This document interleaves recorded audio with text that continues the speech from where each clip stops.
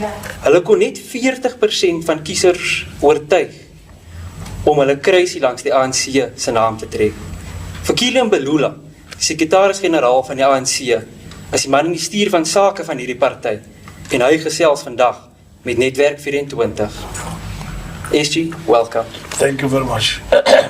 So the ANC has now dropped below 50%, and due to this the party has also formed the Government of National Unity.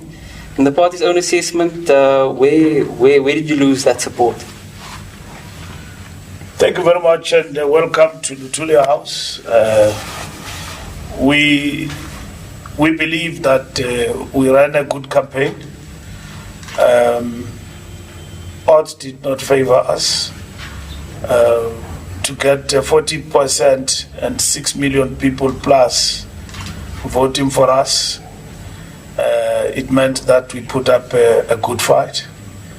In the 58% voter turnout, which was very low, and we managed to gather 6 million, and which gave us 40% above a lot of political parties. I don't want to use the word ganged up in a lack of better words against the ANC. Huge resources and all of that. But we got into these elections with our fault lines visibly out there and being used against us. If you look at the energy question, it became not just the buzzword too loud to be ignored, poverty and unemployment too loud to be ignored, the underperforming state of the economy, which lead us to joblessness, but at the same time the cost of living, particularly amongst the large populace of our people. So all of those really counted against us, and we went into this campaign knowing very well that we have to change the mood, which was very negative. We were polling, in terms of our polling, 43%. I'm not talking about the other polls out there. It has never happened in our history that we went into an election polling high. So 43% for us was good, and in the sense that it will take us beyond 50%, because we will work around it to turn the negative situation around. Yeah. So we went with 2% below the 43% polling, and then we got 40%. Yeah. We've also seen the emergence of smaller parties, you know, your Rise Mzansis, your bosses, your Patriotic Alliance, and the likes. Is that good for the country's democracy, or will that just further hurt the ANC? We are the incumbent. We cannot complain when political parties are formed, among others, to challenge the status quo and to challenge the ANC. We cannot complain about that. It is for the ANC to change its fortunes and not to look at others. Any party can be formed, but if you are formidable as a force and you live up to the expectation of the people for what you have promised the people, no party will actually take anything away from you, because your constituency will remain with you. And the people who vote for you for what you have promised them, they will always be with you. So our faith is to our people, not to the political parties that are challenging us, which in our political dispensation and our constitutional democracy, they are allowed to exist, and they are allowed to be who they are, independent of everyone else, to exercise their democratic right as political parties to challenge the status quo. Maybe let's just move now to navigating the Government of National Unity. Maybe give us some insights into that very tough negotiating processes. We had many options. We had about 5, which we, as a party, the ANC, we came to one, which is government of national unity. And in all these options and scenarios, we also look at the risks of each. The first option was a grand coalition. One party working with others to form a grand coalition in government. We interrogated that, and we thought that it's not the option we would like to go with. We then looked at the second option, which is also minority government with characteristics of confidence and supply. So confidence and supply means, in simpler terms, you take the other part, form government on your own, we will look after the executive to hold you accountable. That is the second option. And then the third one is rerun the election. Go for that option, to rerun the election. Do not participate and all of that with your 40%. If you don't participate, you bring a stalemate. It means the country and government will not be formed if the ANC did not come to the party, because all these parties combined will not be able to form government on their own if the ANC then doesn't participate. Now, we then have to consider national interest. We don't serve ourselves, we serve South Africa.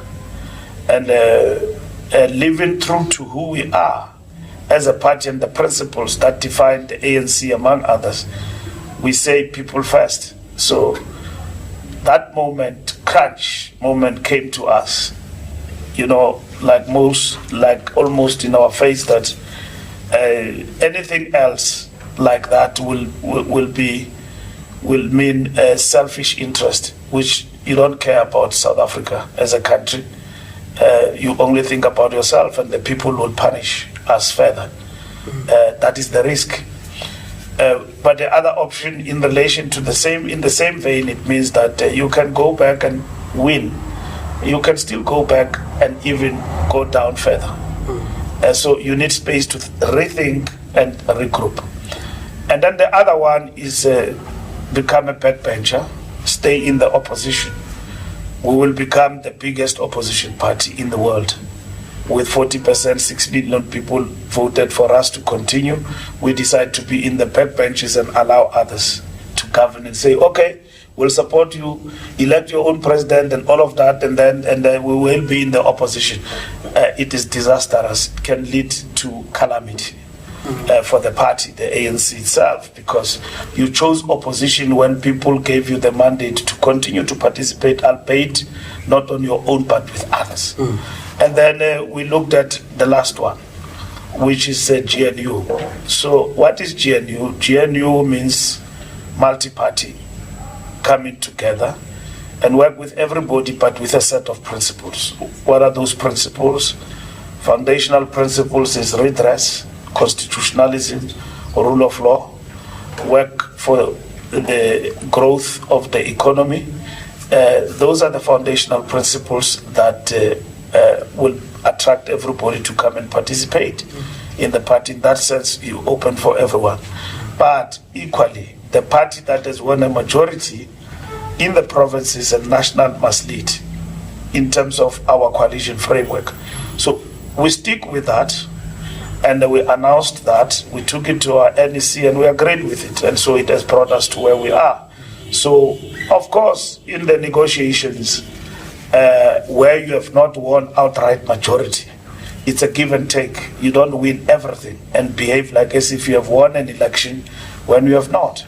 So the critical question before us is that at all material times as the ANC is that do we behave like a party that has won, or we behave like a party that has won but without decisive majority and is prepared to work with others?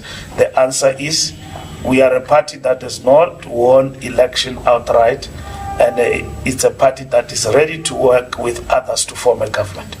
Why in Gauteng was it seemingly different? I mean, if I look at the ANC managed to fill up 85% of the leadership positions, controls 97% of the budget, and the ANC only got 34% of the vote. Why is that? That you still have so many leadership positions but only have 34% of the vote? Well, look, when you break down the statement of intent, it talks about inclusiveness. And others take it further to say that it is not just inclusiveness in terms of paragraph 16, it also includes the question of proportionality.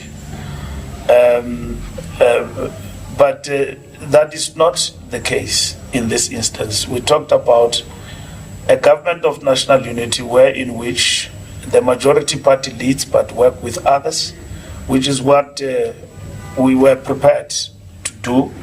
We didn't find each other with regard with the DA on the modalities of cabinet. So, and in that instance, on their side, it became a deal breaker. So, only for Gauteng. And so when we approached these discussions, we then separated the province from national. But to a certain extent, province should also be guided by the national framework and the statement of intent. So that's why we have a premier here, because we worked with all the parties in the GNU in Gauteng. And sooner when we came to the question of the modalities, we did not agree. The DA was saying that it must be 5-5 in terms of the model. And then in that 5, the ANC should be prepared to give away certain numbers of MECs, and they will then do the same. And then they then refused to give the ANC the latitude to lead as the majority party, not with a big majority, to get most of the seats in cabinet. And we went back and forth, and it was quite clear that we really don't agree. So we went for the option of the minority with elements of confidence and supply, meaning as much as you disagree, you can agree on a number of issues in terms of running the legislature. Yeah. But we would have loved to get the model that we've got at national to be replicated at the province, with all GNU partners participating at the level of the province, to be able to pass the budget and do all sorts of things. But nonetheless, we believe we'll soldier on, and we couldn't delay the establishment of government. Should anything arise in this process, it will belong to the clearinghouse to be dealt with at that particular level. Yeah, how stable is the government in Gauteng then, in your opinion? It remains to be seen whether there will be stability and going forward. It remains to be seen. We have gone the route of the GNU to bring about stability and ensure that we govern smoothly in the best interest of the people. So in Gauteng, I wouldn't want to use strong words like maybe quote-unquote fragile, and so on. But I believe that we are on the strong footing to weather the storm. And factionalism within the ANC in Gauteng, I know Helen Zille mentioned that maybe as one of the reasons why the ANC was maybe trying to strong-arm them during the negotiation processes. I think Helen Zille was doing an overreach and really being disrespectful to the ANC. Because I wouldn't characterize in the process of the negotiations, when you are unable to reach a compromise, to blame it on the subjective weaknesses of a political party. I wouldn't venture into that. And I think that statement was unfortunate because in our own view, that does not obtain when it comes to Gauteng. But also equally, for anyone to seek to suggest that Gauteng did not toe the national line is incorrect. And even some elements who don't even like the DA were celebrating the fact that Gauteng are these big revolutionaries who have rejected the DA outright and all of that. Of course, people do that with limited information. But once we clarified that that is not the case, we did not find each other with the DA on the table around issues of modalities of the cabinet. People then came to understand that. Because let me tell you, one thing that people don't say is that in our view, when we take an approach of the GNU and to talk to everybody, it's because from our standpoint, what is progressive to us in definition, in the deeper understanding of what is progressive, it is the Communist Party and COSATU, and it ends there. Everyone beyond that, we characterize them differently, and we don't believe that they belong to the progressive fold in a way. But because if we're to confine ourselves to ideology, we will not be in a position to form government with anyone, because some we don't know what they stand for. But we know what we stand for, and we know what we want to achieve out of the GNU arrangement, and we know what the people of South Africa, 6 million and beyond, even those who did not come to vote, what they want from the ANC. That we know, and that we will defend, and that we will stand for until. But the reality is that Gauteng voters wanted power sharing. Did the ANC respect that? The ANC respected that.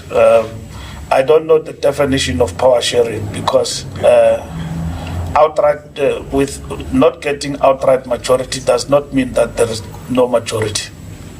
It is reduced.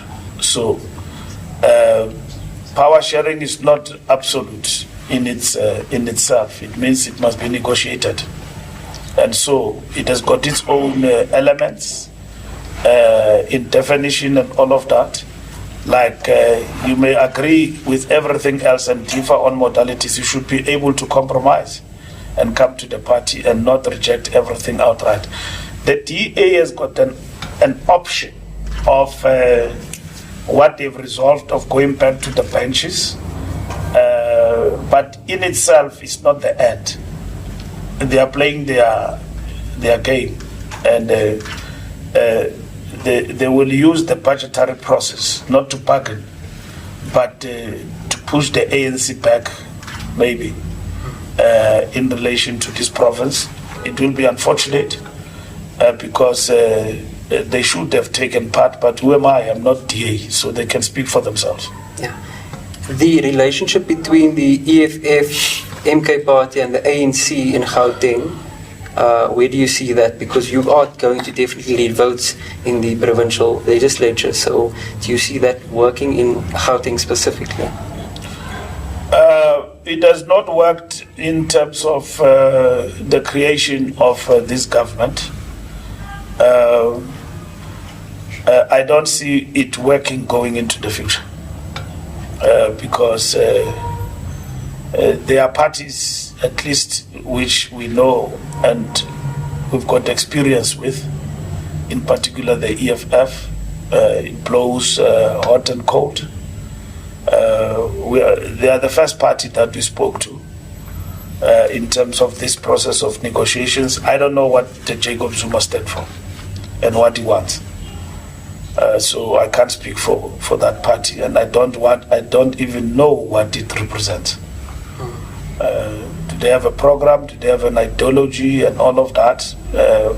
I see their ideology more of a rhetoric of reclaiming the ANC. So how is that going to unfold in the context of this outcome? I don't know. I can only answer that question once I've heard it. I've heard what Zuma thinks. All other people, spokespersons, drum majorettes, what they say, I hear them of the MK party, but I don't know what Zuma thinks. I only listen to Zuma when he speaks in public. That he formed a party to rescue the ANC. So now that he has taken so much from us and reduced us to get into negotiations and discussions, even to people that under normal circumstances wouldn't be talking to, because we'll be having our majority and resolving our issues on our own pace and time. I don't know what does he want to do with what he has achieved. So I see him deploying people who are questionable in Parliament, and then I see him moving in that direction. So I don't know what he represents, and not his spokesperson, and we don't know what he represents. So he said he wants to rescue the party. We have met with these people. They didn't want to come to National Assembly. They did not form part of the first sitting. So now they are back. Have you heard of any coherent thing that they have said about taking South Africa forward and how? I haven't heard it. I've not heard them what they say except blaming on us that we are selling out. Zuma was supposed to invite us in KZN to form government. He did not. He went to the IFP and he worked with the EFF. And the IFP came to us as the second largest party, and then we discussed with them, and they invited us to government, and we agreed. Because in the context of the framework of the GNU, nothing was stopping our province from participating in that, and IFP has been honorable to us in terms of the agreement we've got with them. And then we are working with them also in the legislature in KZN. We are happy with that. Jacob Zuma has not come to us. He says here at National and his people that we are a dank ANC, meaning we are DA ANC. But where he's got an opportunity to lead in KZN, he did not invite us. He did not say, ANC, come to Nkandla. Let me talk to you. I want to form government with you here in Nkandla. And after the year, I want to collaborate with you nationally. He started behaving like an old KGB operative, sending people, which we don't know whether these are feelers. Is he trying to get what we think and all of that? And then they came. It was not clear what they want. We can go this direction, we cannot go. Now, we can't waste time with that. Up until he clarified his position himself to us, I can then speak with authority and say, this is what MK party wants from the ANC. Up to that moment, I don't know. Zuma knows Lutuli House. I'm the SG. If not, he knows the deputy president. He knows everybody here. So if you want to engage with the ANC, he would have done that long time ago. So in my books, he wants a deal with the ANC, but that deal must not be determined by him. It must be done by others. So you don't know who you're dealing with there. So it is really confusing. Yeah.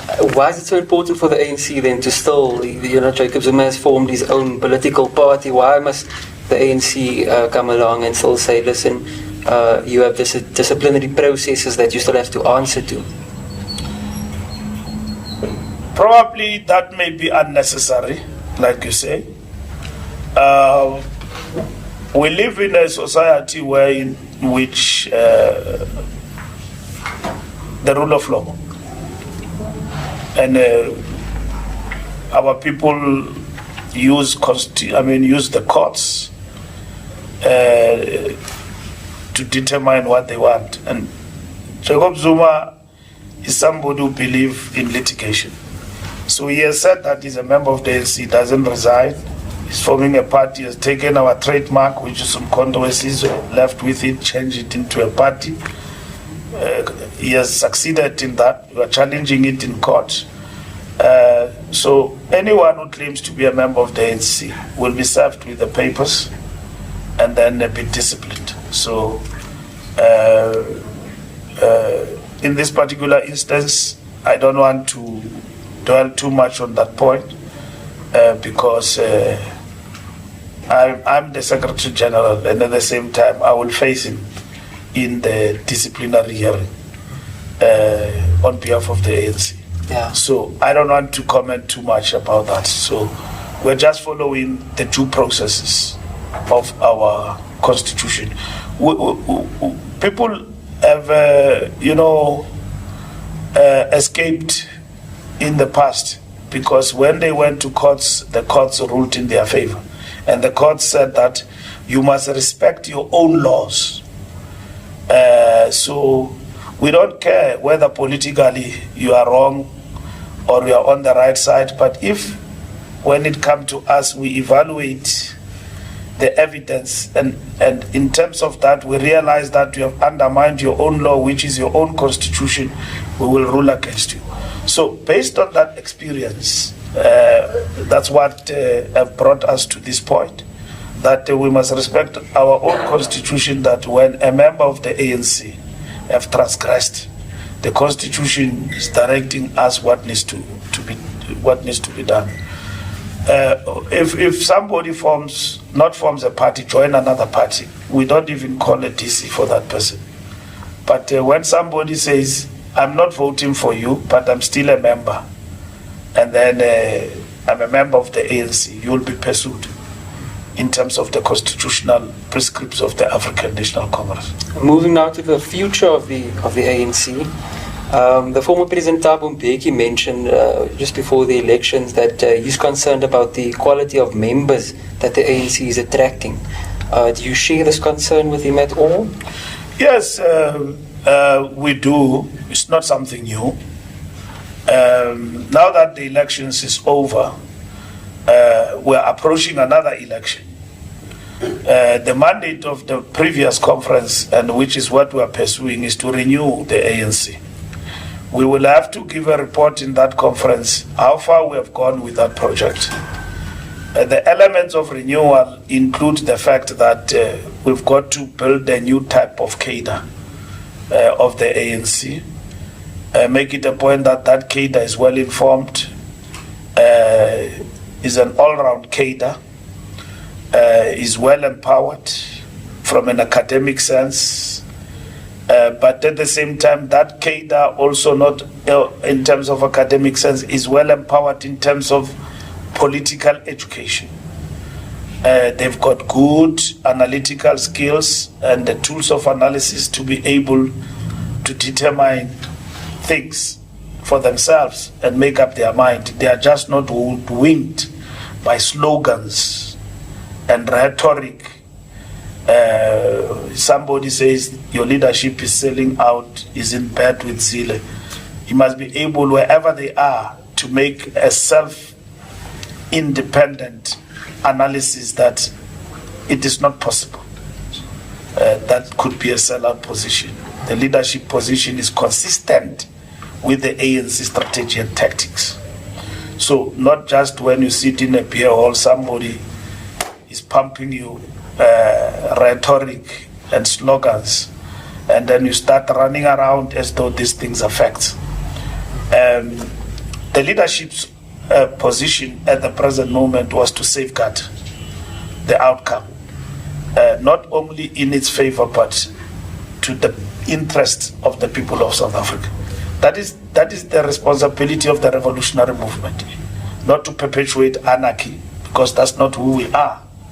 And what Mbeki, as a former president, is cautioning us about is basically talking to us, quoting Che Guevara, that the ANC membership must be critical and always question why things are the way they are, but armed with the tools of analysis, not just a jargon, what we may call insurrectionary phrase mongering, and then you run with it as if it is a fact, without putting proper political goggles as to what confront the liberation movement with this quagmire and the dilemma which we characterize as a significant setback today, that we have lost, but we are not out. In cricket, you'll say you are bowled out, but in this instance, we are not bowled out, we are still in play.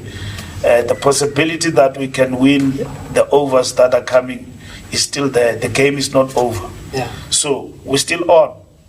It did not end on the 29th. Yeah. The 29th, it was a big 6 that shot up. And then that says if we don't intensify a good play, we will be out of this match. Yeah. So that's what ANC members need to understand, and that's what Mbeki is trying to say to us, that apply the tools of analysis. And it brings me back to the renewal agenda, what we seek to do to build a new cadre of the ANC, empower that cadre going forward.